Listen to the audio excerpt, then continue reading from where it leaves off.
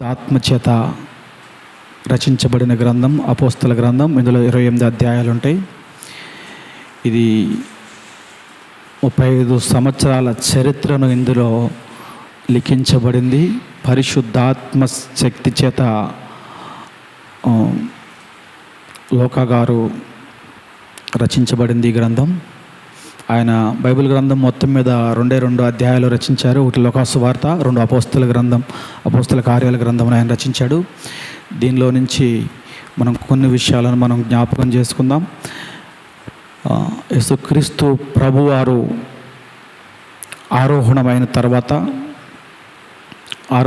తర్వాత దగ్గర ఒక 500 మందికి పైగా ఆయనను ఆత్మస్వరూపిగా చూసినట్టు లేఖనాలు చెప్తూ ఉన్నాయి. ఆయన ఆరోహణం అయిన తర్వాత ఆయన శిష్యులు మరికొందరు మేడగది మీదకి ఎక్కి ఆయనను ప్రార్థించినప్పుడు పరిశుద్ధాత్మ వారిని ఆవరించింది అని లేఖనాలు చెప్తూ ఉన్నాయి. అది ఆవరించిన తర్వాత ఒక ఇద్దరు అందులో నుంచి దగ్గర 120 మంది ఉన్నారంట ఆ మేడగదిలో. శిష్యులతో పాటుగా తల్లి మరియ కూడా ఉందని లేఖనాలు చెప్తూ ఉన్నాయి. వారిలో నుంచి ఒక ఇద్దరు మనుషుల్ని తీసుకుని చీట్లు వేసినప్పుడు మత్తయి అనే పేరు వచ్చింది. ఎందుకు మత్తయి చీట్లు వేయాల్సి వచ్చిందంటే ఇస్కరియోతు యోధా ఎప్పుడైతే తప్పిపోయాడో అపోస్తులైన 12 మంది శిష్యుల నుంచి మత్తయి అనే శిష్యుడిని ఎన్నుకోవడం జరిగింది.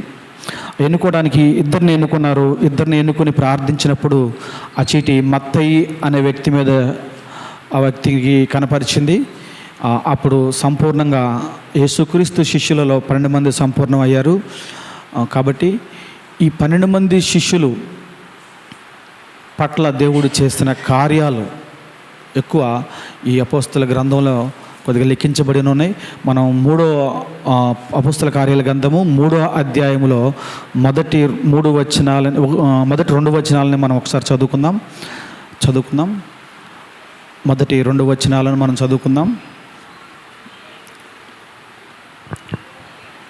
చదువుతా 3వ అధ్యాయము. అపోస్తల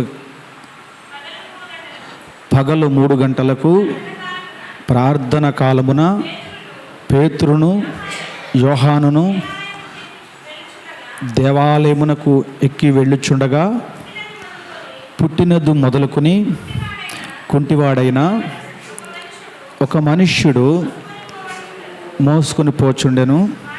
వాడు దేవాలయంలోనికి వెళ్ళువారిని భిక్షమడుగుటకు కొందరు ప్రతిదినము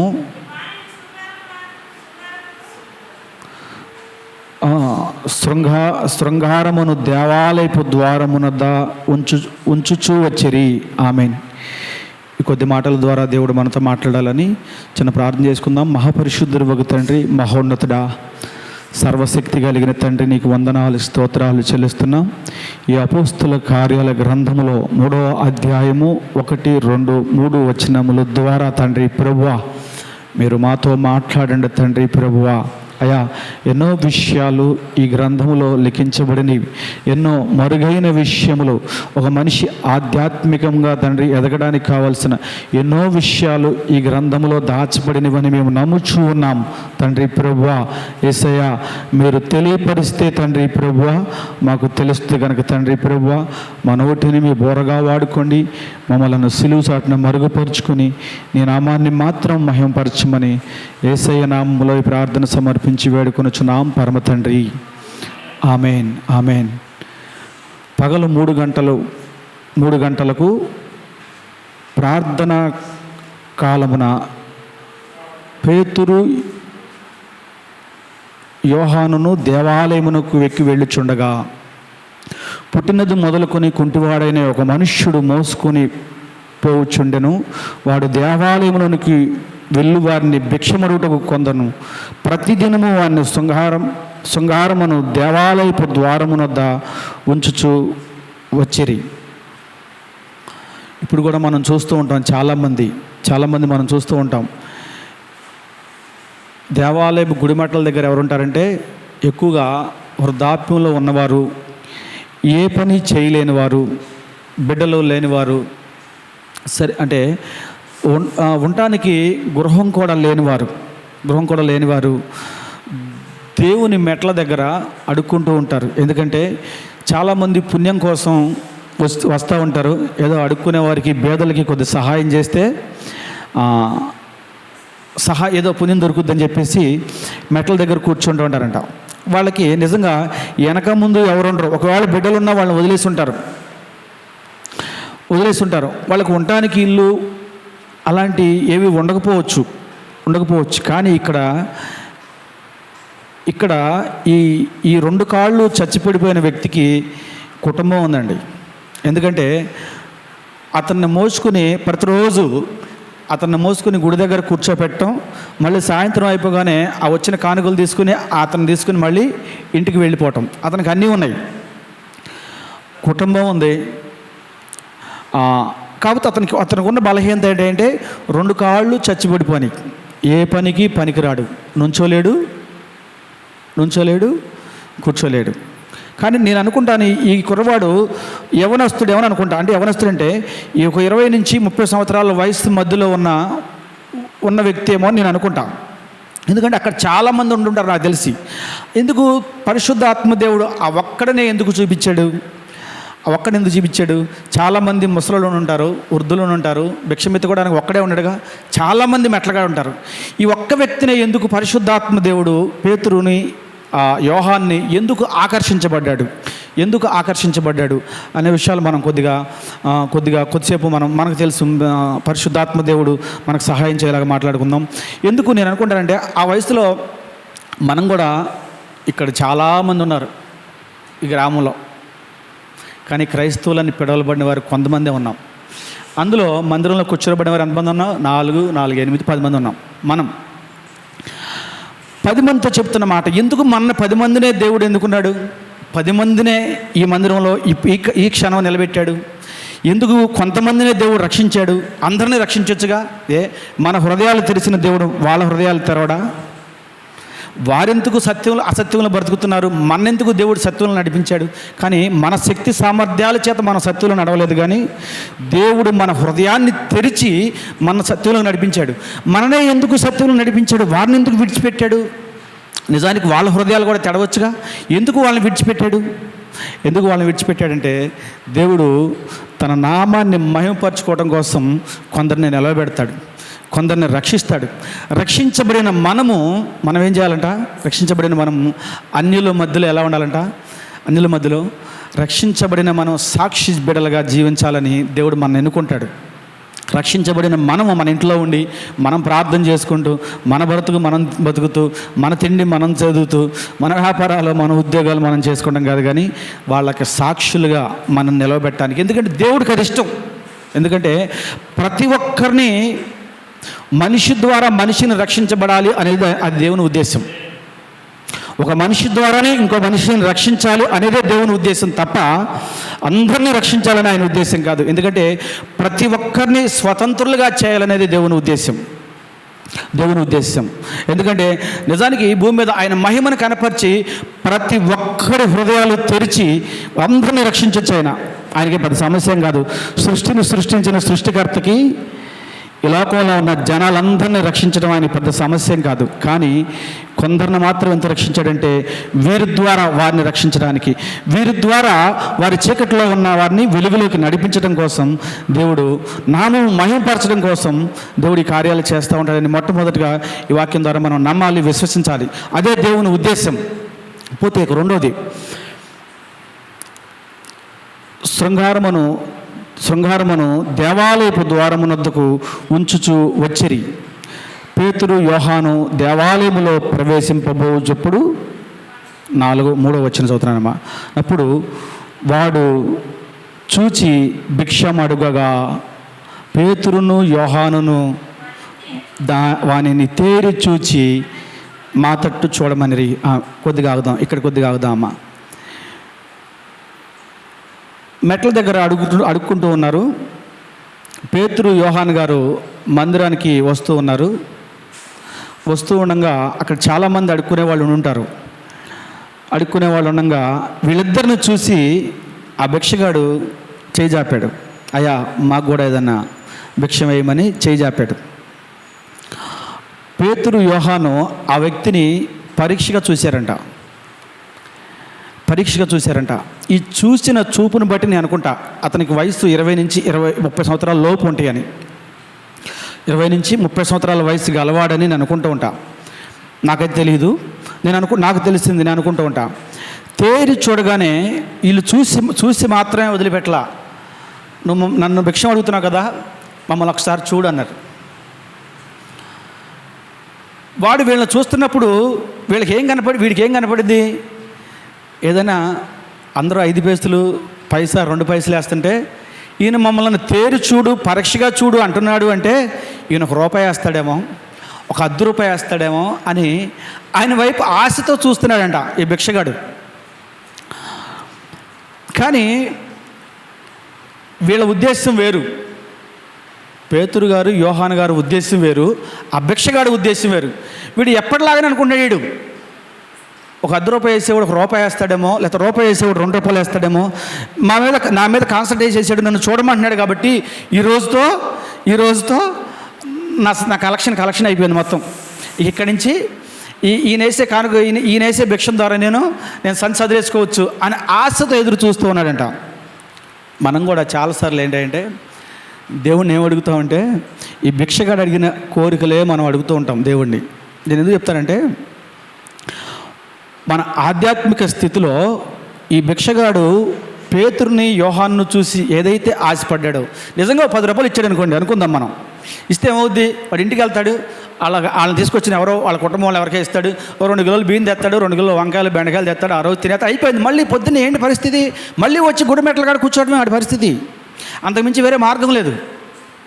వాడు దాని గురించి ఆలోచిస్తున్నాడు, ఈరోజు రావాల్సిన కలెక్షన్ గురించి ఆలోచిస్తున్నాడు. కానీ శాశ్వతమైన పరిష్కారం వీళ్ళ దగ్గర ఉందేమో, వీళ్ళని చూస్తే నన్ను తేరి చూడండి అన్నప్పుడు వాడికి నిజంగా వాడి నేత్రాలు తెరవబడాలి. నిజానికి ఆ రోజుల్లో యేసుక్రీస్తు ప్రభువారు ఆ చుట్టుపక్కల ప్రాంతాలన్నీ తిరిగి అద్భుతమైన కార్యాలు చేశాడు.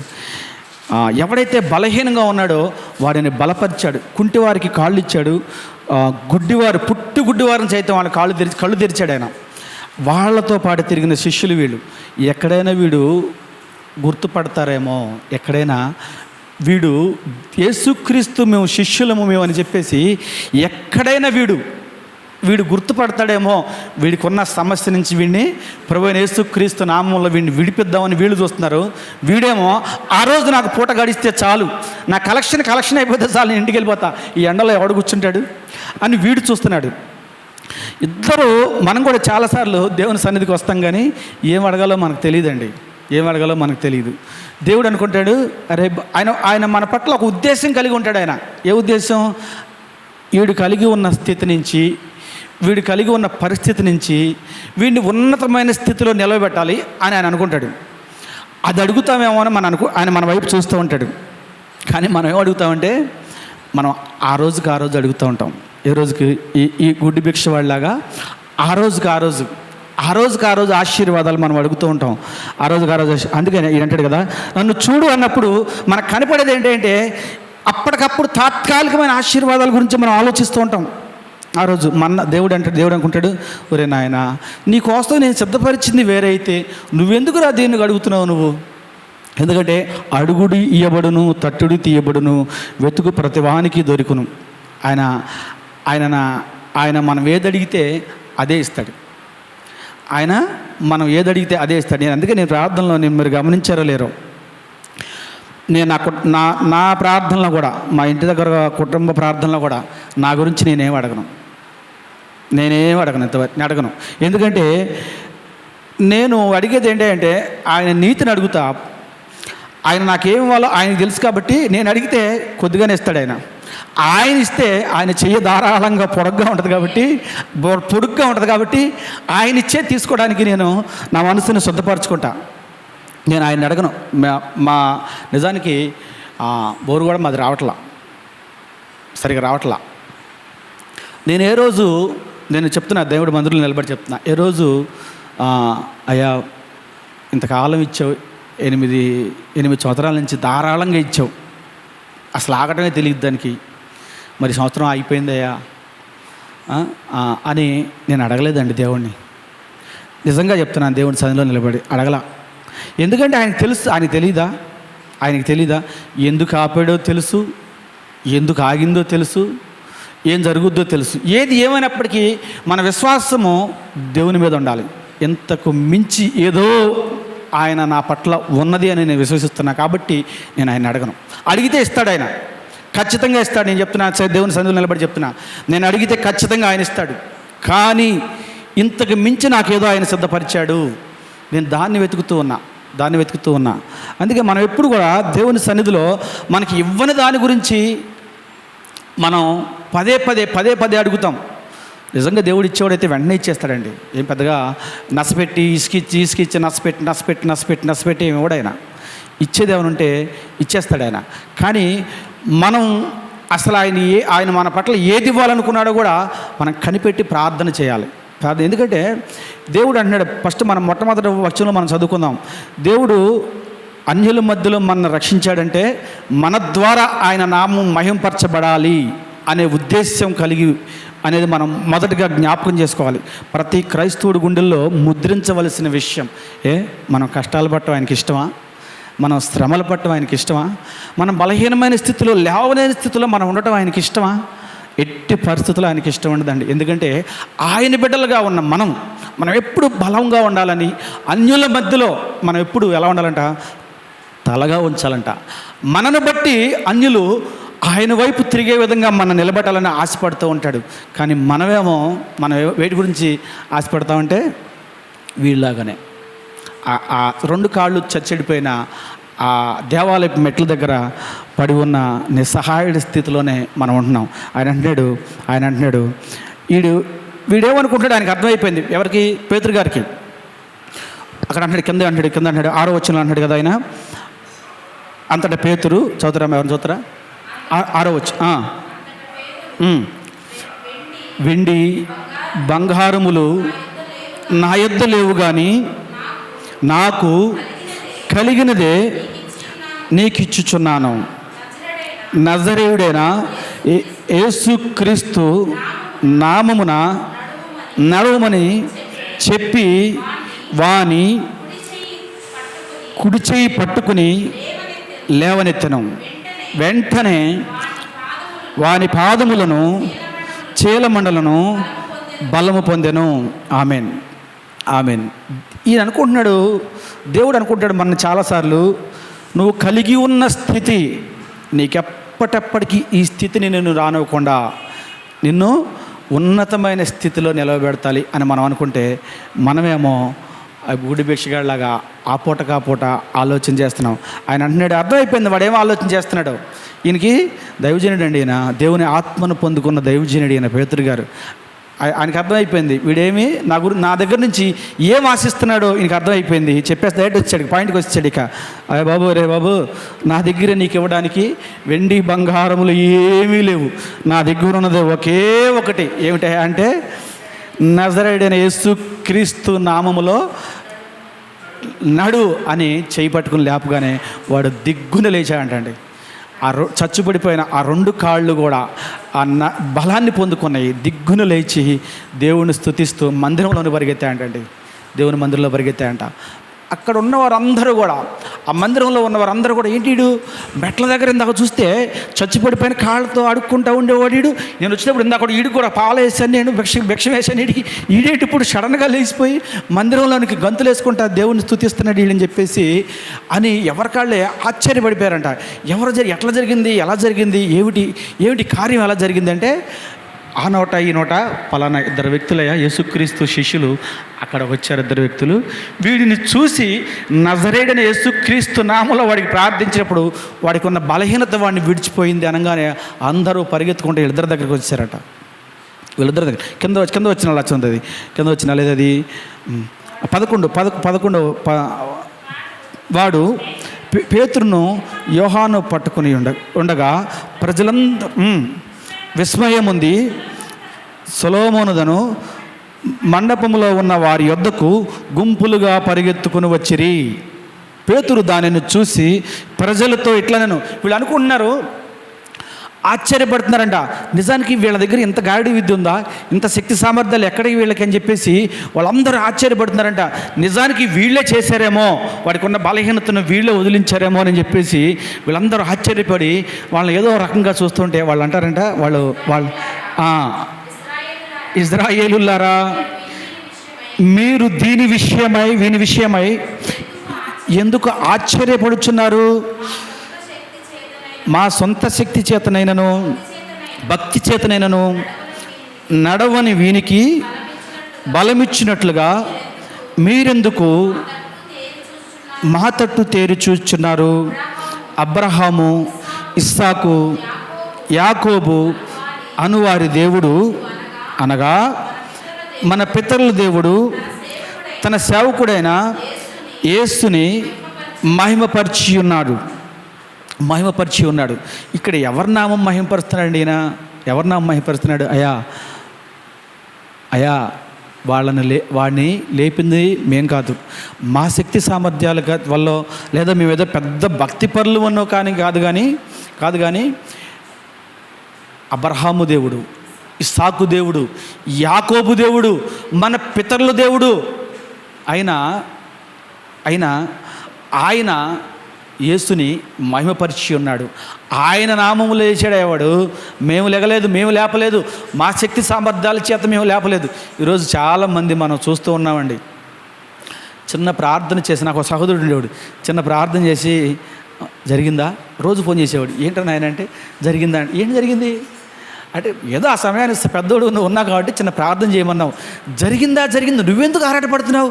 జరిగినా జరగకపోయినా మహిమ పొందవలసింది ఆయన. అంటే నేను ప్రార్థన చేశాను, అదే నువ్వు ప్రార్థన చేస్తే జరగాలని ఎవడో నీకు ఏమైనా వాగ్దానం చేశాడా? నువ్వు ప్రార్థన చేసి జరగలేము. దేవుని నామంలో ప్రార్థన చేస్తే జరగవలసింది, జరగలేనిది అది ఆయన నామం మహిమపరచబడాలి. ఎందుకు మనుషులు ఎందుకు ఘనతను పొందుకుంటున్నారు? ఈ ప్రార్థన చేశా కాబట్టి వీడు ఫస్ట్ క్లాస్లో పాస్ అయ్యాడు, వీడు ప్రార్థన చేశాడు కాబట్టి వీడి వ్యాపారం అభివృద్ధి చెందింది, వీడు ప్రార్థన చేశాడు కాబట్టి వీడికి పెళ్ళి అయింది, నేను ప్రార్థన చేశాను కాబట్టి వీడికి పిల్లలు పుట్టారు. ఎందుకు నేను ఈ మాట చెప్తానంట నేను? ఎందుకు? దీనివల్ల ఎవరి నామం అవమానపరచబడుతుంది, ఎవరి గణపరచవలసిన నామం అవమానపరుస్తుంది, ఘనహీనుడు నామం గణపరచబడుతుంది. అందుకే నేను అంటాను, మనం ఎవరిని చూడాలంటే యేసుక్రీస్తుని చూడాలి. మనం ఎవరికి కృతజ్ఞత చెప్పాలంటే యేసుక్రీస్తు కృతజ్ఞత చెప్పాలి. ఎవరి సాక్షులుగా మనం జీవించాలంటే ఆయనకు సాక్షులుగా మనం జీవించి బ్రతకాలి. అంత మాత్రం కాదు కానీ జీవితకాలం అంతా ఆయన సాక్షులుగా మనం జీవించాలి. ఇక్కడ అదే అంటున్నాడు పేతురు గారు. మనం నేర్చుకోవాల్సిన ఈ కార్యక్రమం ఏంటంటే, ఏం జరిగినా మనం కూడా క్రైస్తవులం కాబట్టి కొంతమందికి పుట్టినరోజులకు వెళ్ళినా, ఏదైనా కార్యాలకు వెళ్ళినా మనం ప్రార్థన చేయమంటారు. నేను చెయ్యను అనకూడదండి, విశ్వాసంతో ప్రార్థన చేయాలి. ప్రార్థన విశ్వాసంతో చేస్తే నిజానికి తీక్షణంగా చూశాడు పేతురు గారు. ఎవరనక? ఆ చచ్చుపడిపోయిన కాళ్ళ వెనక తీక్షణంగా చూశాడు. ఆ తీక్షణంగా చూసినప్పుడు అతని హృదయం ఎంతగా వేదన చెంది ఉంటుందో మనం ఒకసారి జ్ఞాపకం చేసుకోవాలి. మనం ఎప్పుడైనా ప్రార్థన చేసినప్పుడు ప్రార్థన కదా అని నోటితో పై మాటలు ఎప్పుడు ప్రార్థన చేయకూడదు. మన హృదయము తెరవాలి. ఫస్ట్ అక్కడ కనపడుతున్న పరిస్థితులను మనం అర్థం చేసుకోవాలి. వాళ్ళు పడుతున్న బాధలను మనం జ్ఞాపకం చేసుకోవాలి, నిందలను జ్ఞాపకం చేసుకోవాలి, పరిస్థితులను జ్ఞాపకం చేసుకోవాలి. దేవుని సన్నిధిలో మన హృదయం కన్నీరు కార్చి ప్రార్థన చేసినప్పుడు మాత్రమే అలాంటి కార్యాలు చూడగలం. నిజానికి అతని మీద జాలిపడ్డాడు. చూస్తే చిన్న వయసు వాడిది, 20 నుంచి 30 సంవత్సరాల వయసు, కుటుంబాన్ని పోషించుకోవాల్సిన వయసు, కుటుంబానికి ఆదరణగా నిలబడాల్సిన వయసులో వీడికి బలహీనత ఏందని నిజంగా పేతురు గారు వేదన పడి ఉంటాడు. నిజంగా ఎంత వేదన పడితే ఆ వేదన చూస్తాడండి దేవుడు. మన హృదయంలో ఆ వేదనని ఎప్పుడైతే ఒకని పట్ల ఎప్పుడైతే మనం వేదన కలిగి ఆ పరిస్థితులను మనం క్షుణ్ణంగా పరిశీలించి ప్రార్థన చేస్తామో ఆ ప్రార్థనకు జవాబిస్తాడు దేవుడు. అంతేగాని ఏదో ఆయన చేయమన్నాడు కాబట్టి 2 మాటలు మాట్లాడి దీవించి ఆశీర్వదించంటే కాదు. కానీ ఆ వేదనని, హృదయపు లోతుల్లో ఉన్న వేదనను దేవుడు అంగీకరిస్తాడు, ఆలకిస్తాడు, కార్యాలు చేస్తాడు అనేది ఈ వాక్యం ద్వారా చెప్తూ ఉంది. అంత మాత్రమే కాదు, వాళ్ళు ఏమంటారంట, ఈ మాటలు చెప్తున్నప్పుడు అందరూ వచ్చారు, చుట్టుముగిశారు. దగ్గర ఎంతమంది వచ్చారంటే, ఈయన ప్రసంగం మొదలుపెట్టాడు. ఇదే ఛాన్స్ అనుకున్నాడు. పేతురుగా ఇదే వచ్చేసిన ఛాన్స్ మనకి ఇంతకు మించి ఛాన్స్ ఎక్కడ దొరకదని చెప్పేసి ఆ మండపం దగ్గర నుంచి చెప్తున్నాడు. అయ్యా, మీరేమో ఎవరినైతే మీరు అన్యాయపు సాక్ష్యాన్ని చెప్పి అప్పగించారో ఆయనను దేవుడు మహిమపరిచి ఉన్నాడు. మీరు ఆయన అప్పగించితిరి, కింద తర్వాత వచ్చిన రాసుంటుంది, క్లియర్గా రాసుంటుంది. మీరు ఆయన అప్పగించితిరి, పిలాతు ఆయన విడుదల చేయటకు నిశ్చయించినప్పుడు మీరు ఆయనను నిరాకరించితిరి. పిలాతు విప్పుదామని విడుదల చేద్దామన్నప్పుడు మీరు ఎవరినైతే నిరాకరించారో, ఏ నీతిమంతుడినైతే మీరు నిరాకరించి నరహంతకుణ్ణి బరబ్బని విడుదల చేయండి, నీతిమంతుడిని అప్పగించారో ఆయనను జీవాధిపతి చంపితరు కానీ దేవుడు ఆయన మృతుల నుండి లేపెను, అందుకు మేమే సాక్షులం అని చెప్పేసి బలంగా దేవుని వాక్యాన్ని బోధించినప్పుడు దగ్గర 5,000 మంది పురుషులు అంటండి. 5,000 మంది పురుషులు మారు మనసు పొందారంట. అక్కడ మారు మనసు పొంది ఇక్కడ రాయింది 4వ అధ్యాయం 4వ వచనంలో ఒకసారి చదువుతారు. వాక్యము వినిన వారిలో అనేకులు నమ్మిరి, వారిలో పురుషుల సంఖ్య ఇంచుమించు 5,000 మంది ఆయన. ఎందుకంటే దేవుడు ఒక మనిషి ద్వారా ఇంకొక మనిషిని రక్షించాలి అని ఆశపడుతూ ఉన్నాడు. దేవుడు